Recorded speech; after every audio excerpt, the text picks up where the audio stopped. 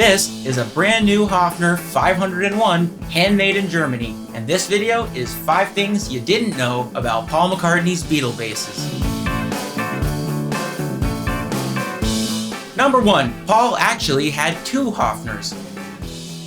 Paul's original Hofner was a 1961 model, and he played it exclusively until late 1963.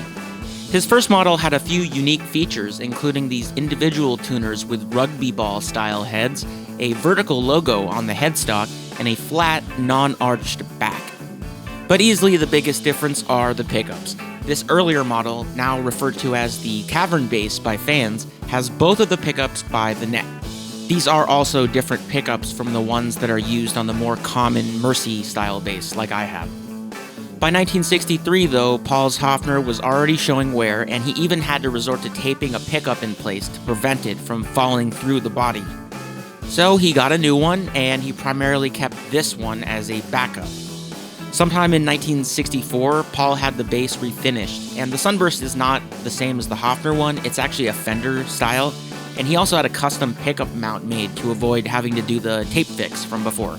The cavern bass story does not end here though, so more on that later.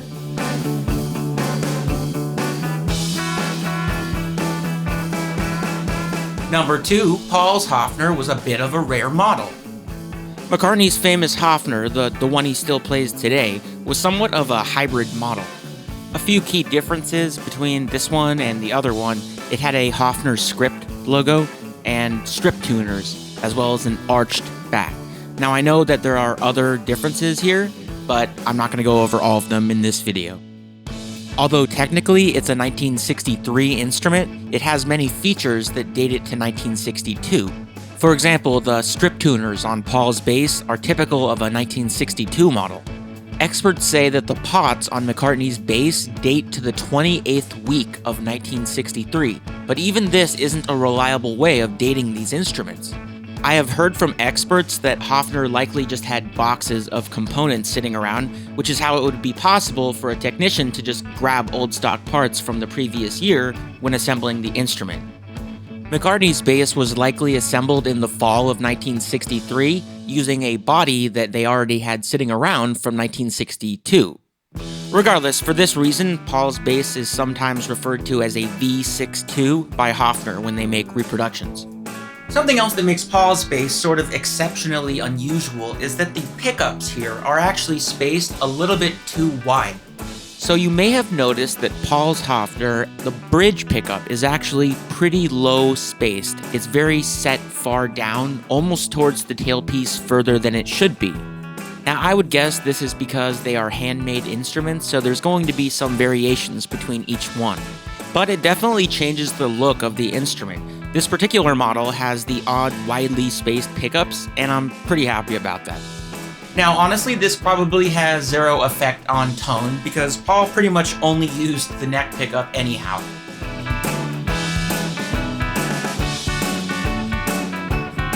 Number 3. Originally, Paul's Hofners did not come with a way to attach a standard guitar strap.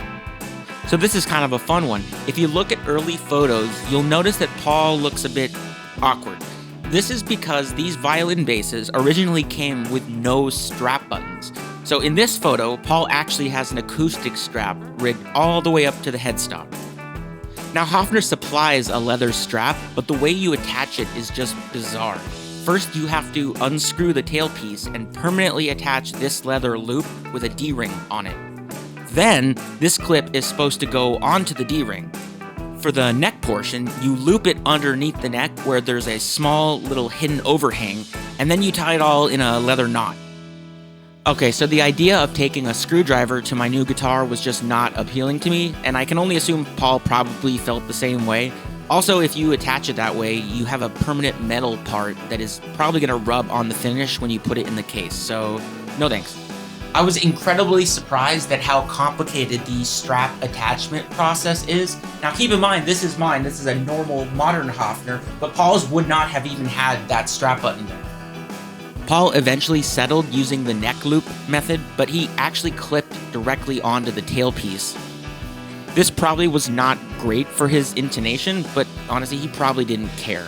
And since then, Paul has had strap buttons installed, but all throughout Beatlemania, this is how he played it.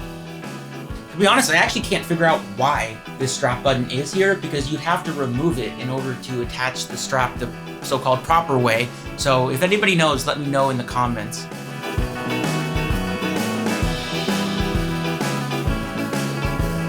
Number 4, Paul's Hofner is completely hollow.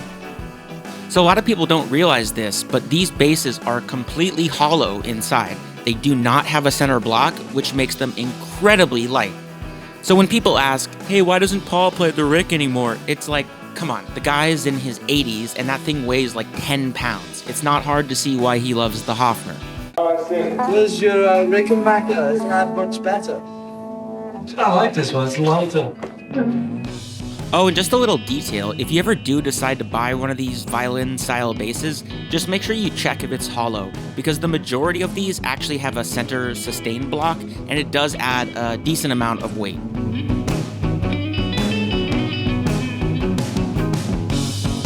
Number 5, and this is probably the most painful one to talk about. Paul's original Hofner was in fact stolen, and it is still missing. Remember that 1961 cavern bass Hofner that we talked about in the beginning of this video? Unfortunately, it disappeared in 1969. Now, Paul did use it occasionally after retiring it a few years before then. He kept it as a spare for most shows, and he famously played it on the Revolution promo video. It also shows up multiple times throughout the Get Back sessions. Sadly, this is where the bass's story ends. It was stolen during these sessions in 1969, and no one has ever seen it since. This is pretty unfortunate because this is the original bass we hear on so many of the early Beatles hits, from Twist and Shout to She Loves You. Interestingly enough though, Hofner has a specific page for tips, so if you have any information, I've heard it's all anonymous, make sure to check the link below.